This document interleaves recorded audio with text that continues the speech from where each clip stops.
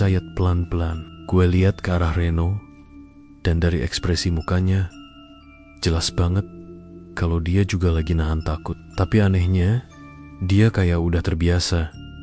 Reno langsung jalan lagi, dan gue otomatis ikut di belakang. Kami masuk ke lorong sebelah kanan.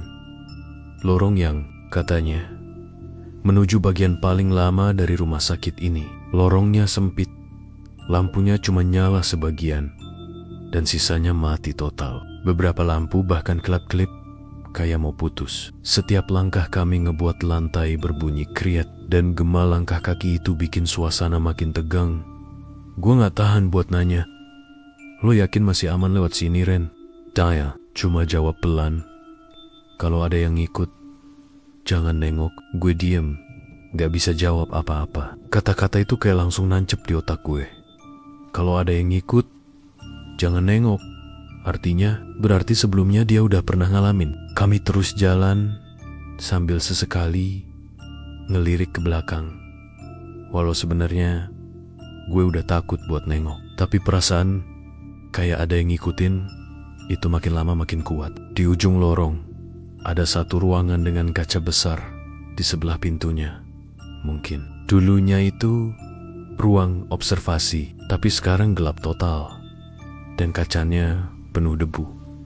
Di balik kaca itu, gue sempat lihat siluet kayak bayangan orang. Tapi pas gue nyoba ngecek lebih deket, gak ada siapa-siapa.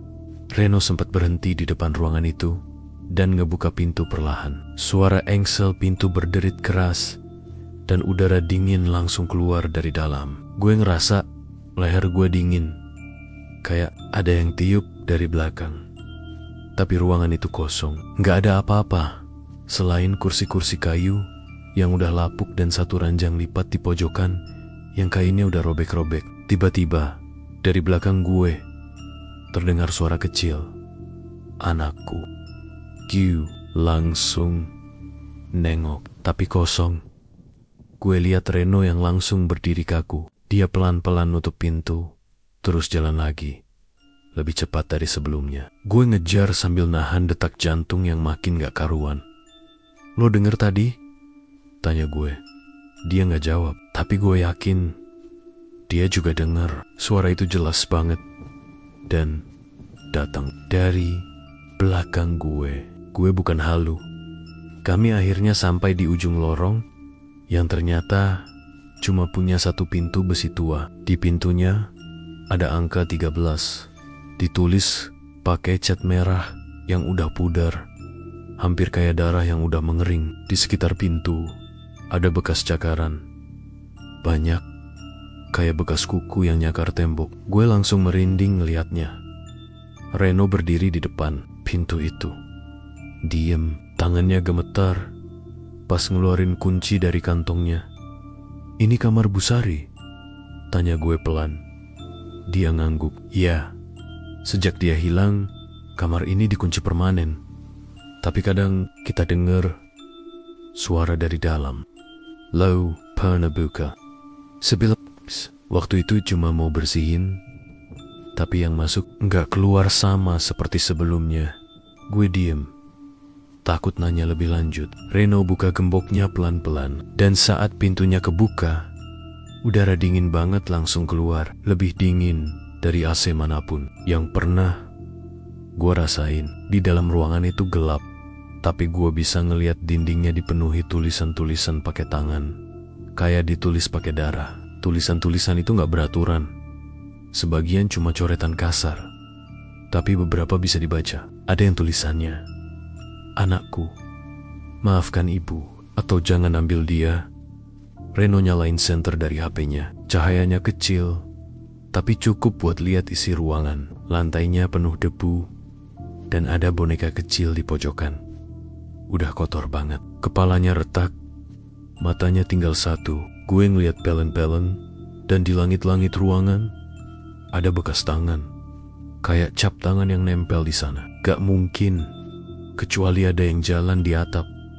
Reno masuk pelan-pelan. Gue ragu buat ngikut, tapi karena gue gak mau sendirian di luar, akhirnya Gue ikut juga. Baru 2 langkah gue masuk, pintu itu tiba-tiba beletak nutup sendiri. Gue langsung panik dan nyoba buka pintu tapi gak bisa. Gak dikunci. Tapi kekuatan pintunya kayak ada yang nahan dari luar atau dari dalam. Lampu senter Reno kedip-kedip dan tiba-tiba mati. Gelap. Total.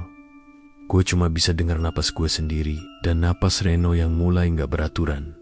Lalu ada suara tawa. Pelan. Kayak suara anak kecil. Dari pojok ruangan. Gue diem. Gak berani gerak. Tawa itu makin keras dan makin banyak. Kayak bukan 1 anak, tapi 3 atau 4. Gue pelan-pelan geser ke arah Reno, nyari tangan dia. Tapi yang gue sentuh bukan tangan manusia. Dingin, lembek, dan basah. Gue langsung narik tangan gue dan teriak, "Reno!" Tiba-tiba lampu senter nyala lagi. Dan di depan kami ada perempuan berdiri, berkebaya putih. Rambut panjang nutupin wajahnya.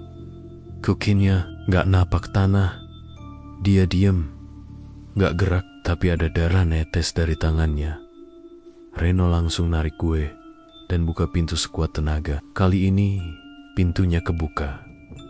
Kami keluar, jatuh di lantai lorong. Nafas gue ngos-ngosan, badan gemeteran. Tapi gue lihat Reno, mukanya pucat. Dia gak ngomong apa-apa, cuma bengong, matanya kosong. Dan dari dalam ruangan itu, suara itu muncul lagi. Jeritan panjang, lebih keras dari sebelumnya, sampai seluruh lorong itu bergetar. Kami lari, gak sempet nutup pintu. Dan selama kami lari, gue ngerasa ada yang ikut di belakang kami. Bukan Reno, bukan manusia. Begitu sampai di ruang staf, Reno langsung duduk di lantai. Masih diam, gak ngomong sepatah kata pun. Gue coba ngomong, tapi dia kayak gak denger. Kayak kesadarannya masih nyangkut di kamar itu. Dan di luar gedung, di kejauhan, terdengar suara tawa anak-anak. Lagi.